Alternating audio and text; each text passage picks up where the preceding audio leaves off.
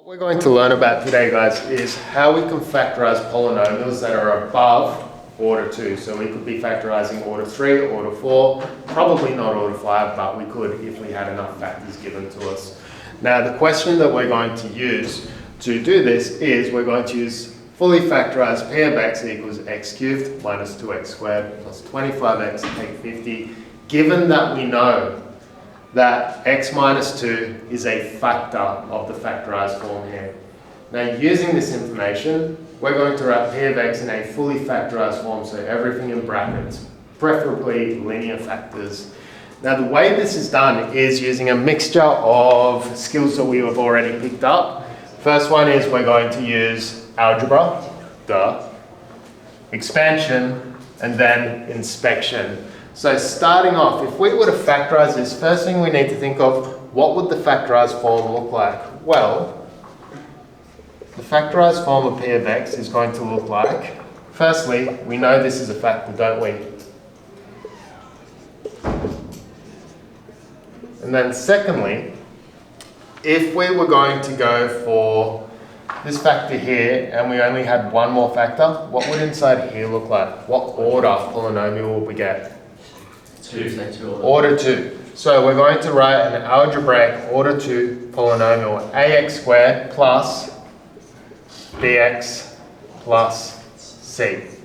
Voila, we're factorized, but we don't know the coefficients yet. So first step is we write it out as if we factorized it, but using algebraic coefficients. Next step, we already know what the expanded form looks like. So what we're going to do is we're going to get our algebraic form, or our factorized form, and we're going to expand it out. Do we have a method we can do to easily expand a quadratic and a linear factor? Synthetic multiplication. Synthetic multiplication, that is genius. So what we do is we go into synthetic multiplication. Could someone throw my black marker, please? Which one? The chunky one. Oh, Okay, so we go synthetic. We always pick the larger of the polynomials to put upstairs, C, B, A, and the smaller one downstairs, 1 minus 2. We then set ourselves up for success by drawing the times and the line. Next, we start doing it. Minus 2 times C is negative 2C. Minus 2 times B is negative 2B. Minus 2 times A is minus 2A.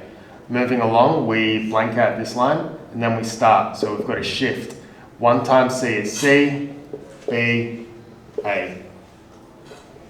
Now, we have completed our first step. Next step, we go to plus. Minus 2C, we sum it. Next step, we have C plus minus 2B, or C minus 2B. Doesn't matter which order you sum it in. Next one, B minus 2A. I just don't like having the negatives up front. And then we have A. So all of these brackets here represent the coefficients of our expanded polynomial. So if we write this out, what we discover is that this guy over here is going to be x cubed minus 2x squared plus 25x minus 50.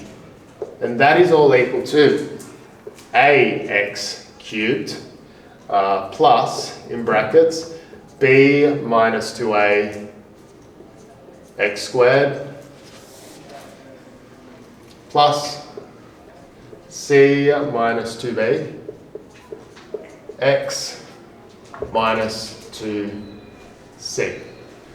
Now, it's at this point here we're going to employ a method called inspection. Inspection is when you have two very similar objects and you make observations and then you make conjectures. So if I see that I've got one third order term up here and one third order term on the left, what that tells me is the coefficients must be the same. So I start making equations. First equation is, well, if this is A and that's 1, then A, of course, must equal 1.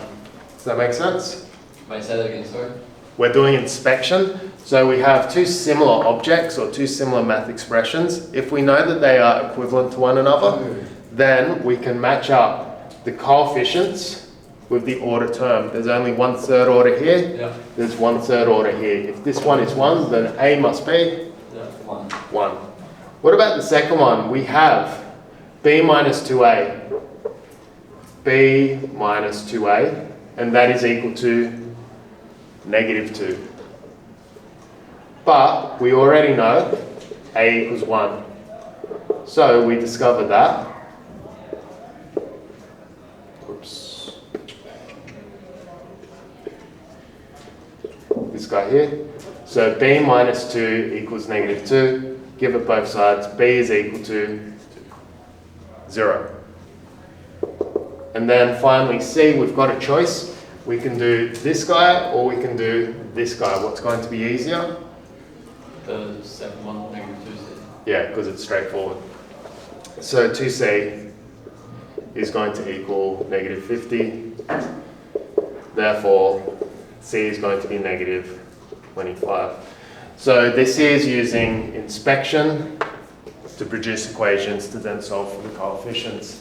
Henceforth, if we wanted to factorize this, then we're going to get P of X is equal to, and we simply go X minus 2. And then we have our algebraic form for the factorization. Is it -2c equals -50? So c Minus 2C. So if 2C is equal to -50, then C must be... So for the next one where it's so say we're Oh, checking here. that. Okay. So we can verify.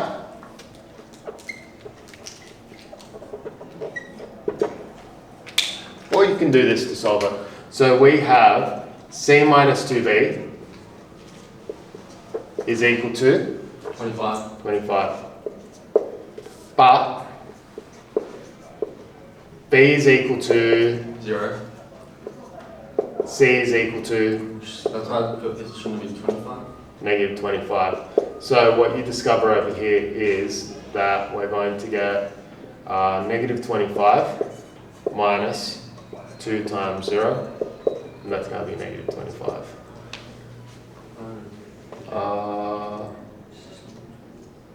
Do we have a problem?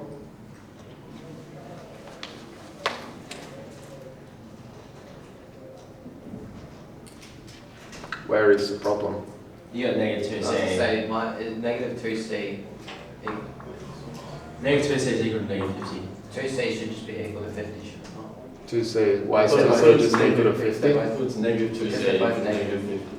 Oh yeah, No, that's wrong. smart. That would mean that's just 25. Okay, and that points out why, as Ron excellently stated, we should do the verification check. Because C is in fact equal to 25, so when we do this, the left-hand side equals the right-hand side. So we're going to get LHS. What's with the other table stuff? All cool? Yeah, we're good. Alright, so we've got the right coefficients.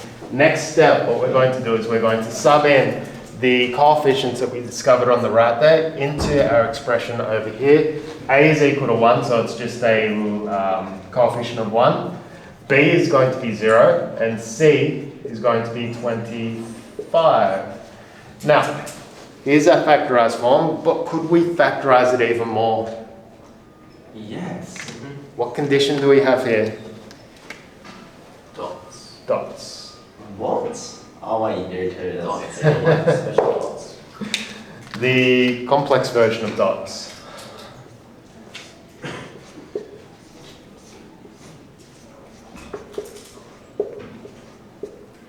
It's not I5, it's 5I.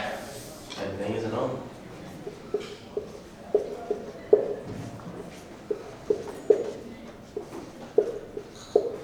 And ladies and gentlemen, I present to you your factorized polynomial. So, the steps for doing this sort of factorization is firstly, I'll do it in orange. Build an algebraic statement.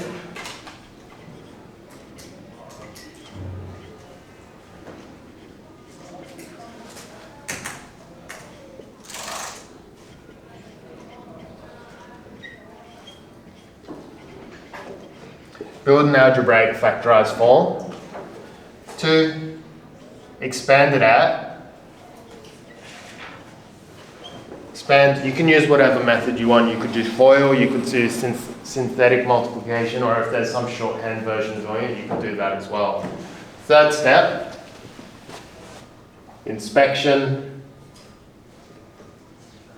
We're going to use inspection a lot this topic. I also call it matchy-matchy. Nice. Fourth step, solve for unknowns.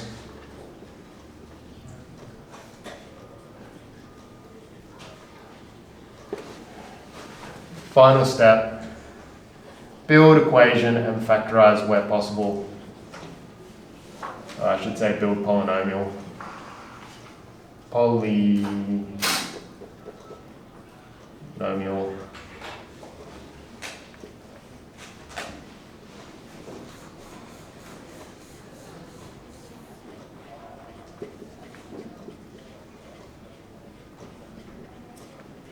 And factorize more if possible.